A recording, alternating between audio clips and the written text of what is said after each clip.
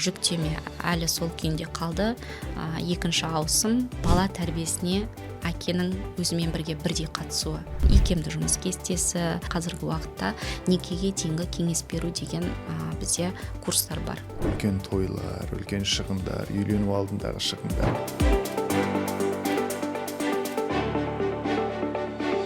Қайырлы күн, құрметті тыңдарман. Бүгінгі подкастымызды қош көріп отырсыздар демекпін. Бүгін подкастымызда отбасы және мемлекеттік саясат төңірегінде тақырып қозғағалы отырмыз. Бүгінгі подкастымыздың жүргізетін мен Ибраев Руслан және бүгінгі подкастымыздың қонағы Ақнұр Бексұлтанқызы Иманқұл, Қазақстанда қоғамдық даму институты отбасылық және гендерлік зерттеу орталығының отбасы саясаты бөлімінің басшысы. Эфирімізге қош келдіңіз. Сізбен осы отбасы тақырыбы төңірегінде біраз сөз қозғасақ деп отырмыз. Жалпы, ұзақ жылдар бойына осы салада жүр екенсіз. Қалай келдіңіз бұл салаға? Ең бірінші осы сұрақтан бастағым келіп отыр.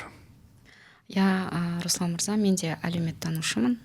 Жалпы әлеуметтану мамандығында оқып жүргенде мен 4-ші курста дипломдық жұмыс жазатын кезде осы тақырыпқа кірдім. Отбасы институтын зерттеп айналыса бастадым. Одан кейін докторантураға түскен кезде қайтадан осы отбасы институты және оның өзгерісі бойынша өзіме тақырып таңдап алдым.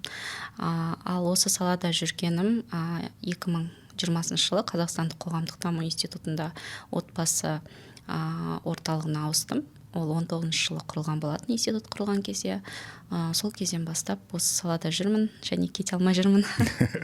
Жақсы. Әрине осындай білікті зерттеушілердің жүргені маңызды ғой. Өйткені қалай дейтін болсақ та саясаттың тиімді құрылуы жалпы айтатын болсақ, бұл терең зерттеулерге байланысты. Сондықтан өз орныңызда отырған секілдісіз. Енді сұрақтарға келетін болсақ, жалпы мынау осы соңғы жексенбі күні Астананың бір саябақтарын аралау мүмкіндігі туындады. Ататүрік саябағы, мынау Үркер шағын ауданының жанындағы саябағы қарайтын болсаңыз. Барлығы жерде бір отбасылардың жүргенін байқадым. Бір ерекшелік, яғни бұрынғы жылдармен салыстырған кезде бір ерекшелік бар екенін байқаймыз. Яғни адамдар бүгінгі таңда отбасыға мән беретінін байқадық, бала шағамен өткізетін уақытқа, тіпті өздерінің ата-аналарымен де сол ортада уақыт өткізіп жатқанын байқадық. Енді біз бұл жетістікке қалай жеттік? Бұл жетістік деп айта аламыз ба? Өйткені осыдан бір 10 жыл бұрынғы кезеңді алатын болсақ, осылай ма еді отбасы? Немесе бұл нәрсе осы мемлекеттің тиімді жүргізген саясатының нәтижесі болды ма? Жалпы маған әлеуметтанушы болғандықтан өте көп сұрақ қояды. Отбасы институты дағдарыста және оның себебі неде деп. Мен айтамын, үнемі отбасы институты дағдарыста емес, тек қана ол жаңа жағдайларға, жаңа қоғамға, жаңа қоғамның талаптарына, ережелеріне бейімделу үстінде. Яғни ол жалпы біздің Қазақстанда ғана жүріп жатқан процесс емес, оны барлық мемлекеттер өткеріп жатыр және әртүрлі проблемалармен кездесіп отыр. Сондықтан да бірінші кезекте мен көрермендерге айтарым, отбасы институты ешқандай да дағдарыста емес, ол тек бейімделу үстінде. Енді сіздің сұрағыңызға қатысты айтатын болсам, бұны біз жетістік деп бағалауымыз керек. Жалпы мен өзім көбінесе пирамида Маслоу бар ғой, соған сілтеме жасағанды ұнатам. Себебі Маслоудың иерархиялар пирамидасы қоғамда болып жатқан көптеген үрдістерді түсіндіре алады. Мысалы, пирамиданың ең төменгі сатысында адамның бірінші физикалық қажеттіліктері өтелу керек. Физикалық қажеттіліктерінен кейін қауіпсіздігі қамтамасыз етілген кезде адам ары қарай әлеуметтік өмірін, өзін өзі дамытуды және де өзінің әлеуметтік ортасына көбірек көңіл бөле бастайды.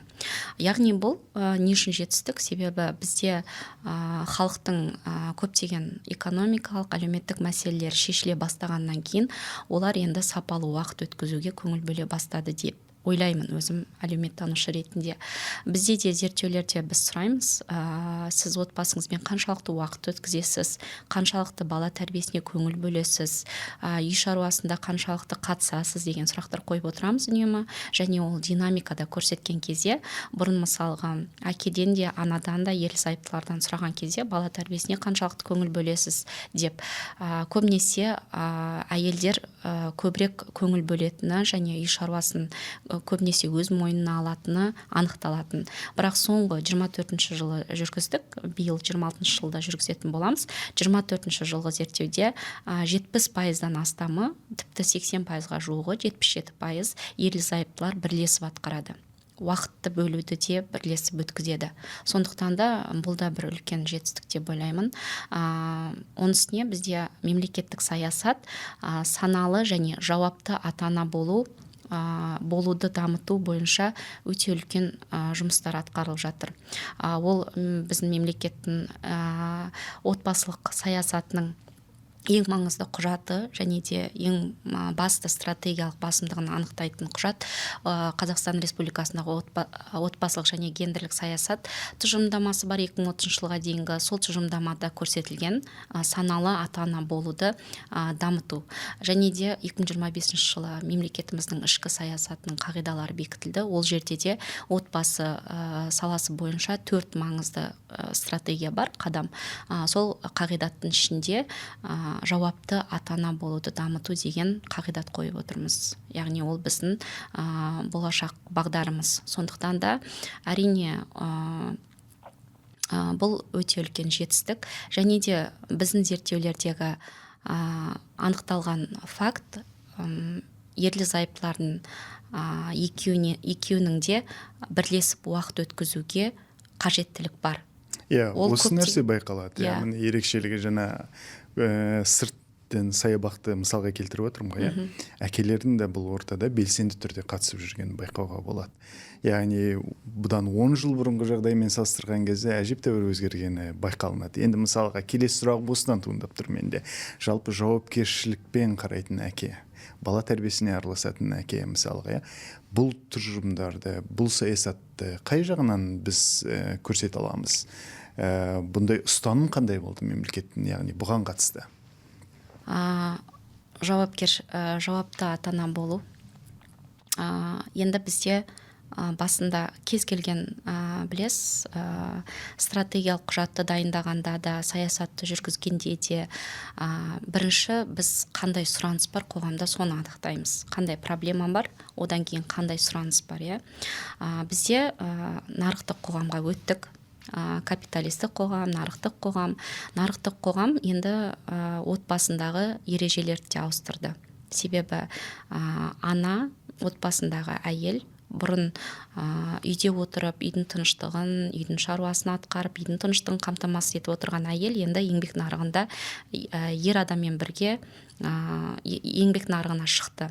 Сәйкесінше еңбек нарығында шыққаннан кейін енді әйелдің де жүктемесі ер адамдікінен көбірек болып кетті. Себебі әйел еңбек нарығына шыққанменен үй шаруасында оның ережелері, одан күтілетін күтулер, енді қазақ тілінде осы социальное ожидание дегенді күтуліс қалай алса болады екен. Міндеттері дейікші. Міндеттері әлі сол күйінде қалды. Енді білесіз, қоғамда міндетті түрде кез келген қарым-қатынаста әділеттілік принципі бар. Кез келген қарым-қатынастан сіз әділеттілік күтесіз. Сол сияқты енді әйелдер бастапқы жылдары байқамаған шығар, мүмкін жаңағы бала-шағаның қамы, оның үстіне жаңағы тағы да пирамида оралсақ, физикалық қажеттіліктер шешілмей жатты, экономикалық мәселелер шешілмей жатты. Сол себепті оған көз жұмып жүре берді. Енді сәйкесінше еңбек нарығына шыққаннан кейін ол практика енді әйелдердің өміріне тұрақты түрде енгеннен кейін олар ойлана бастады, үйіне келеді, жүктеме әлі сол күйінде қалды. Екінші ауысым келет, үй шаруасы қайтадан әйелдің мойнында, бірақ ол ермен бірге табыс тауып келді, дәл сондай шаршап келді, күйзелісте келді деген сияқты. Ол әрине әйел үшін өте үлкен жүктеме болып кетті. Бұл жерде біздегі Қазақстандағы әйелдердің басты сұранысы ол тек қана үй шаруасындағы міндеттер емес, ол бала тәрбиесіне әкенің өзімен бірге бірдей қатысуы. Үй шаруасы туралы бізге әлі айту кішкене ертеректе деп ойлаймын. Мысалы, мен өзім тақырыбым осы салада болғаннан кейін халықаралық ғылыми зерттеулерді қараған кезде, мысалы, батыс елдерінде әйелдердің бала тәрбиесіне қатысты когнитивті еңбегі қаншалықты жұмсалды, соған көшіп кетті. Соны қаншалықты әділетті бөліп жатыр, баланың болашағын жоспарлауды қаншалықты әділетті бөліп жатыр деген сияқты. Оған қанша инвестиция салды, оның болашағын жоспарлай отырып деген сияқты. Олар сол деңгейде жүр. Ал біз әлі бала тәрбиесіне ер мен әйелдің бірге қатысуын насихаттап жүрміз. Сондықтан да бұл жерде ойланатын моменттер өте көп. Бұл әрине мәселе санасуда емес, мен үнемі айтамын, мәселе санасқанда емес. Және де біз дұрыс түсінуіміз керек. Әйелдер мен ер адамдардың мүмкіндіктері бірдей қамтамасыз ету деген кезде біз санасу мәселесін айтып жатқан жоқпыз. Біз әйел адамның қажуын айтып жатырмыз. Ол әйел адам қажыса, онда отбасының берекесі туралы бізде проблема туындайтыны сөзсіз. Сондықтан да бұл жерде жауапты ата-ана болған кезде ер адамдар өзіне жауапкершілік, әйел адамда өзіне бірдей жауапкершілік алған кезде бала тәрбиесіне қатысты мәселелерді шешу оңайырақ болады және жеңілірек. Біздің басты қағидатымыз сол серіктестік. Ер мен адамның серіктестігі орнаған кезде көптеген мәселелерді оңай және жеңіл шешуге болады деп ойлаймын. Енді мысалға жаңа мемлекеттік қолдау деп жатырмыз, мемлекеттік қолдау деген кезде көп жағдайда біз жаңағы баланың туылуына байланысты берілетін жәрдем және сонымен қоса мынау бала күтіміне байланысты ай сайын төленетін жәрдемді айтамыз. Бұның тұсында мемлекет қандай қолдау шараларын жүргізіп жатыр жалпы отбасылық осы институттың дамуына қатысты? Қайсыларын атап көрсете аласыз? Жалпы біз өзіміз зерттеулерде сұрақ қоямыз, мемлекет тарапынан көрсетілетін қандай көмек, қолдау шараларын білесіз деген кезде, көбінесе сұраққа жауап берушілер сол жаңа сіз айтып отырған жәрдемақылар, соларды атап өтеді. Әрине мемлекет бұл салада тек қана экономикалық, айтады, монетарлық қана көмек көрсетіп отырған жоқ. Себебі бізде жаңа айтып өткендей капиталистік дәуірде өмір сүріп отырған себептен бізде әлеуметтік экономикалықтан басқа да сұраныстар бар халықта. Мысалы, икемді жұмыс кестесі. Бұл біреуге бір қарапайым нәрсе болып көрінуі мүмкін, бірақ бұл расымен де біздегі қазіргі ата-аналардың өте көп жиі кездесетін проблемасы. Егер эфирімізге қатысып тыңдап бізді бұл мәселе туралы білмейтін кісілер болатын болса, осы кісілерге осы мәселе туралы қандай кеңес беретін едіңіз сіз өзіңіз? Мысалы, бізде ата-аналар, баласы бар ата-аналар икемді жұмыс кестесіне шығуға құқығы бар. Ол кез келген жұмыс берушіге қатысты. Ол еңбек кодексінде арнайы баппен көрсетілген. Сондықтан да сіздердің ата-аналар құрметті, егерде икемді жұмыс кестесіне шыққыңыз келсе, мысалға жұмыс кестесі сағат 9-дан 18:00-ге дейін болатын болса, сіз 8-ден 17:00-ге дейін жұмыс істеуге құқығыңыз бар, және оны талап етуге де құқығыңыз бар. Бірақ дегенмен біз сұрадық, сіз икемді жұмыс кестесі туралы білесіз ба және қолдандыңыз ба деп. Сол кезде респонденттердің басым бөлігі білмеймін деген бұл шара туралы, және де айтарлықтай бөлігі, мысалға 14% шамамен қателеспесем, ол икемді жұмыс кестесіне, тіпті икемді жұмыс кестесін маған беруді сұрауға қорықтым, себебі мені тиімді емес қызметкер деп ойлап қалады деген көрдіңіз ба, бұл жерде стереотип мәселесі де бар, мәдени біздің кедергілер де бар. Сондықтан да жұмыс берушілерге де құлақтарына алтын сырға десем де болады. Бұл жауапты ата-ана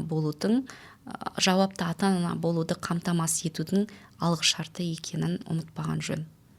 Егер де мысалға капиталистік қоғам дейсіздер, жұмыс берушілер, мысалға бизнес өкілдері, әрине олар пайданы өздерінің пайдасына зиян келтірмеуді ойлайды ғой енді көбінесе. Бірақ біз түсінуіміз керек, егер де бізде отбасы институты расымен де барлық жерде жар салып жүргендей дағдарысқа кететін болсақ, біз тұтынушылар проблемасына тап боламыз. Себебі тұтынатын біздің болашақ, тұтынушылар біздің болашақ ұрпақ екенін біз ұмытпауымыз керек. Егер де сізде тұтынушы болмаса қоғамда, онда сіздің барлық жасап жатқан жұмысыңыз, барлық көздеп отырған мүдделеріңіз, барлығы да ол босқа кететін дүние. Сондықтан да біз отбасы институтын не үшін, мысалға пайда жағынан егер де нарықтық қоғам тілімен сөйлесек, біз ұмытпауымыз керек, бізде тұтынушы көп болу керек сіздің өнімдеріңізді пайдалану үшін. Қазіргі мынау Кореяда байқалып жатқан мәселе ғой бұл. Демографиялық өсімнің тоқтауы бірнеше жыл бойына бұның кері өсім. Яғни осының салдарынан босап қалған қалалар, босап қалған елді мекендер, мысалға, оның барлығы.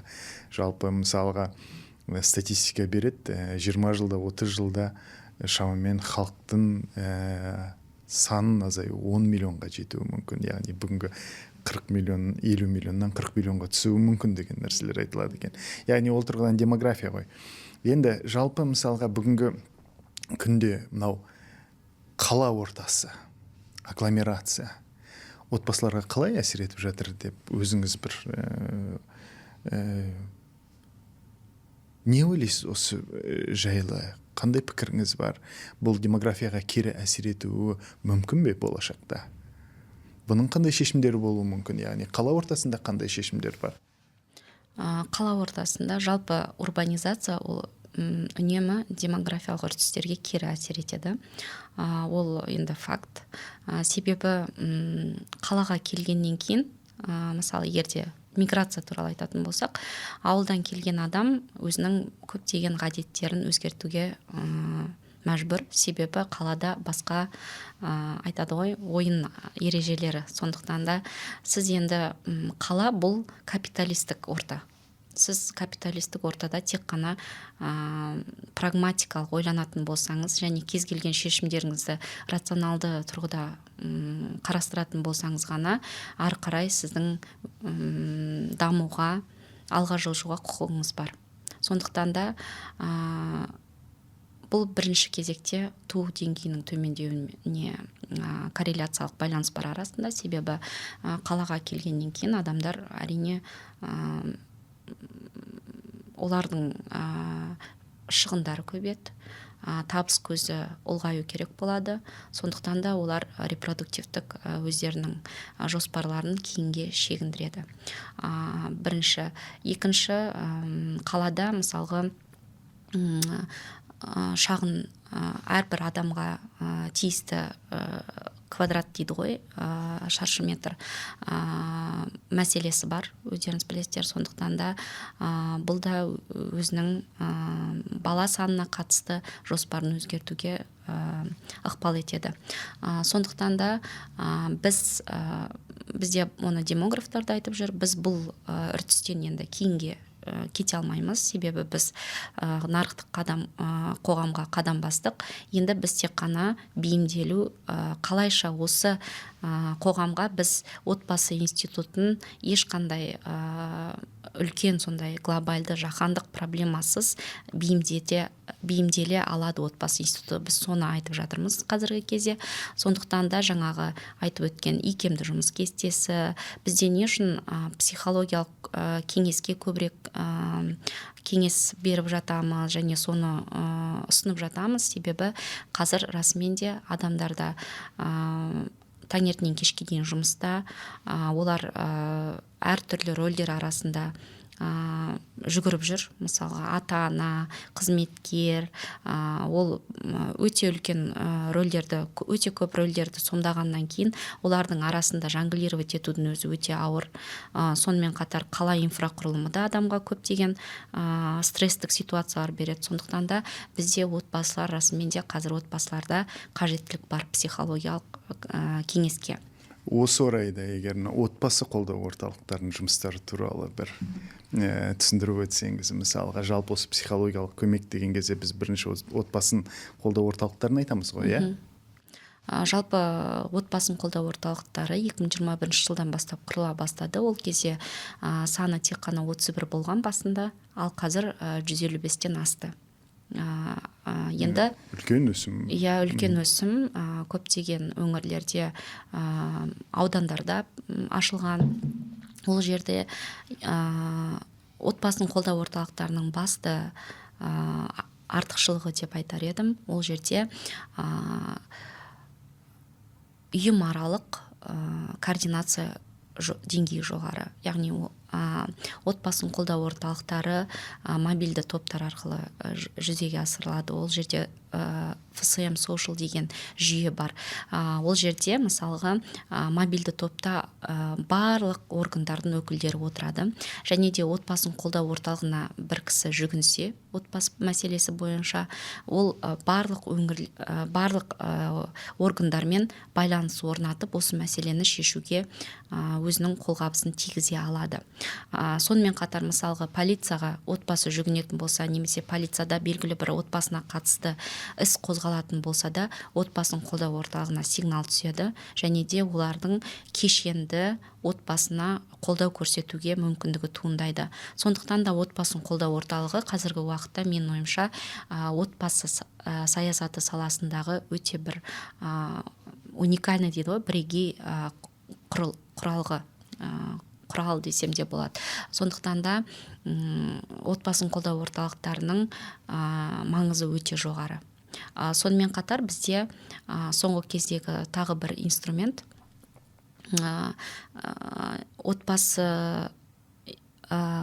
отбасын жоспарлау, саналы ата-ана болуды қамтамасыз ету мақсатында қазіргі уақытта некеге дейінгі кеңес беру деген бізде курстар бар. Тренингтар десем болады. Бұл курстар қай жерден табуға болады, мысалға некеге түсейін деп жатқан жастар мысалы? Қалай өтеді бұны? Жалпы бірінші пилоттық жобасы Астана және Шымкент қаласында ұйымдастырылды. Ол пилоттық жобаға қатысушылармен біз былтыр зерттеу жүргіздік. Қандай форматта болды, сізге қаншалықты мәлімет бере алды, сізге пайдасы тиді ма деген. Сол кезде өте үлкен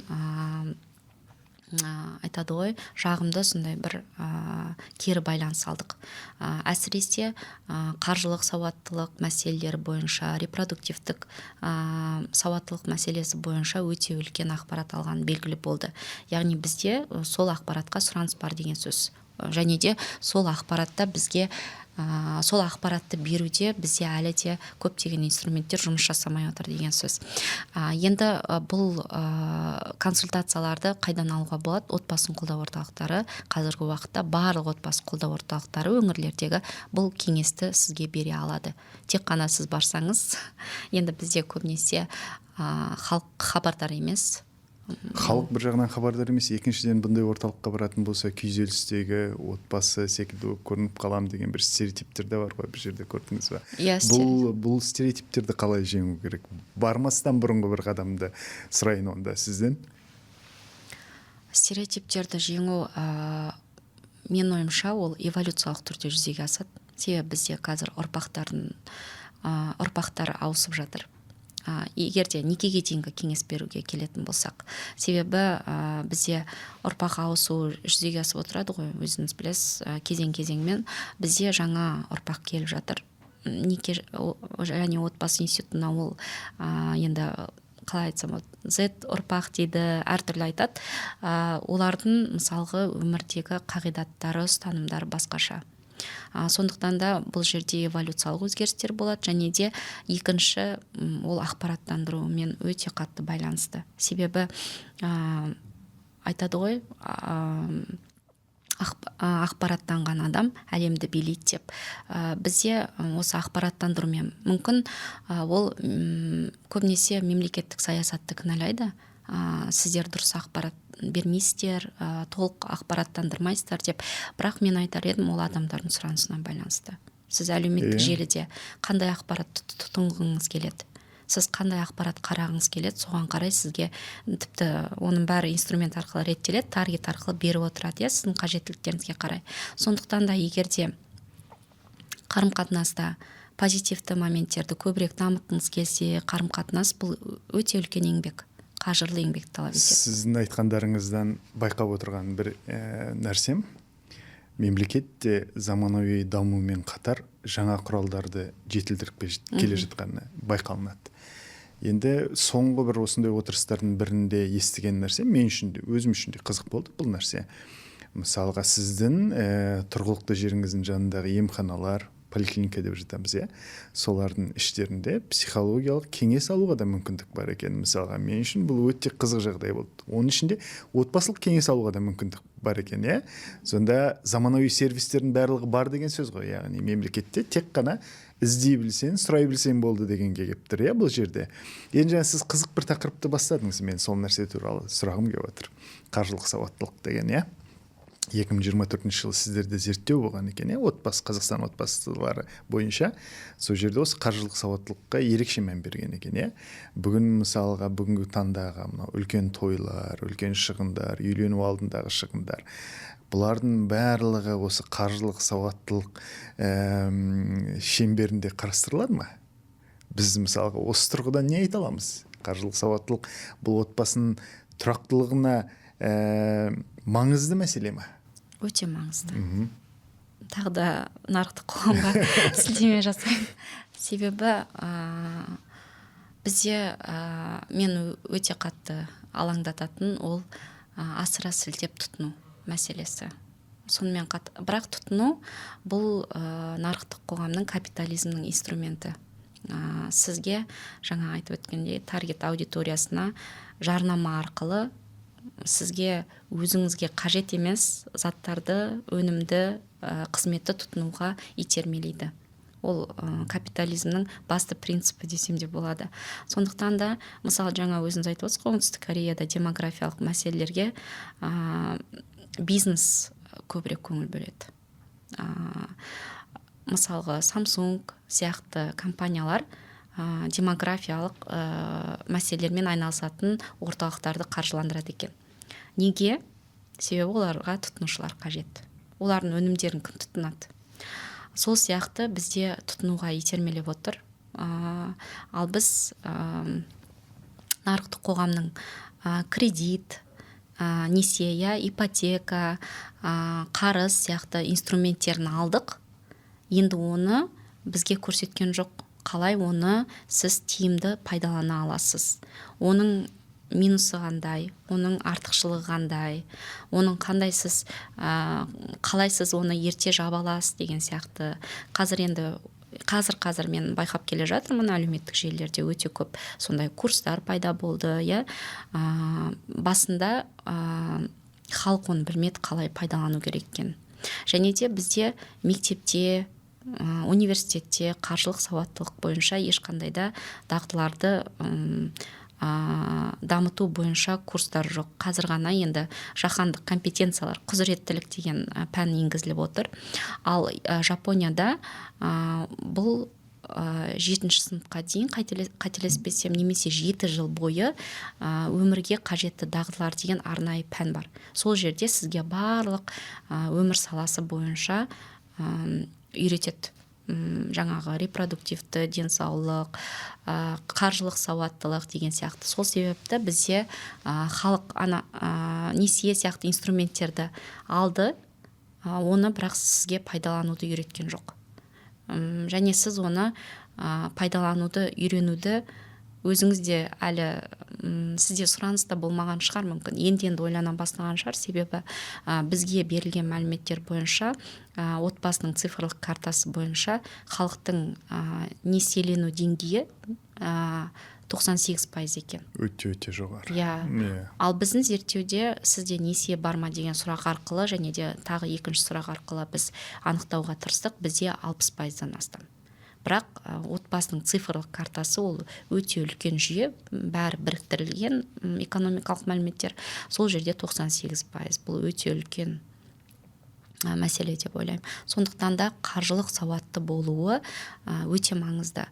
Мысалы, ақш-та отбасын жоспарлауға қатысты Success Sequence деген саясат бар қазір. Олар оны жұмсақ күштер арқылы, зерттеулер арқылы өте тиімді енгізіп отыр. Ол не? Success Sequence-та мысалға жастарды, егер сіз жастардың үйленуге құқығы бар, егер де оның тұрақты жұмысы болса, білімі болса, сол тұрақты жұмыс жасай алатындай бір білімі болса, және тұрақты жұмысы болса ғана үйленуге қақысы бар. Ол әрине жаңағы қаржылық сауаттылық мәселесіне де алып келеді. Себебі сіз біліміңіз болса және жұмысыңыз болса, ары қарай отбасындағы проблемаларды шешу жеңілірек болады. Ал бізде қазір енді ол мәселе кішкене ақсап тұр десем де болады. Қаржылық сауаттылық мәселесі бұл өте актуалды мәселе болып отыр ғой қазір.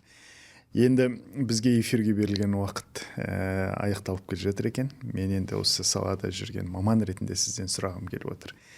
Бүгінгі мемлекеттің жүргізіп жатқан саясаты, сіздердің жүргізіп жатқан саясаттарыңыз, зерттеулеріңіз осыдан кейінгі 10 жылдағы кезеңде қандай нәтиже береді деп ойлайсыз? Қандай көрсеткіштер бар? Енді біз жаңадан орталық құрылған кезде, жалпы біздің орталық отбасы саясатын ғылыми әдістемелік сүйемелдеумен айналысады. Жаңадан орталық құрылған кезде біз талдау жасайтын кезде өте қатты қиналатынбыз. Себебі бізде деректер аз болды. Біз тек қана ресми статистикалық мәліметтерді аламыз, оны да өте қиын.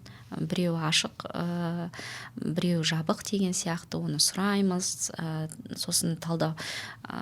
Бізге белгілі бір міндеттер қояды, зерттеу міндеттерін министрлік сол кезде алып шығу өте қиын болатын. Ал қазір бізде деректер өте көп, өзіңіз де танысып жүрсіз ғой, енді деректер өте көп, және де қазіргі саясаттың, кез келген саладағы саясаттың ең басты артықшылығы осы да деп ойлаймын. Біз evidence-based дейді ғой, яғни деректерге, нақты фактілерге негізделген ұсыныстар арқылы мемлекеттік саясатты дамытуға өзіміздің үлесімізді қосып жүрік. Сондықтан да біз мемлекеттік саясат, ойлаймын, заманауи трендтерді ескере отырып, бірақ өзіміздің мәдени ерекшеліктерімізді, дәстүрлі құндылықтарымызды ұстана отырып, отбасы институтын дағдарысқа кетпеудің, дағдарысқа жібермей, дамуға қарай бұрып, дағдарыстың алдын алып, қалыпты, тұрақты ұстап қалсақ та біз ұтамыз. Себебі қазір көптеген мемлекеттерде отбасы расымен де дағдарыста. Сондықтан да ең басты біз отбасының тұрақтылығын қамтамасыз етуіміз керек. Әзірше бізде барлық көрсеткіштер өз орнында тұр, бірақ 10 жылда ол жағдай өзгеріп кетуі мүмкін. Сондықтан да бұл жерде мемлекеттің дәл осы ситуацияны бақылап, деректер негізінде талдап отырғаны өте орынды деп ойлаймын. Осындай үлкен жауапкершілікті жұмыстарыңызға сәттілік тілеймін. Рахмет сізге бүгінгі біздің подкастымызға қатысқаныңызға, осындай құнды деректермен бөліскеніңізге. Сау болыңыз. Рахмет.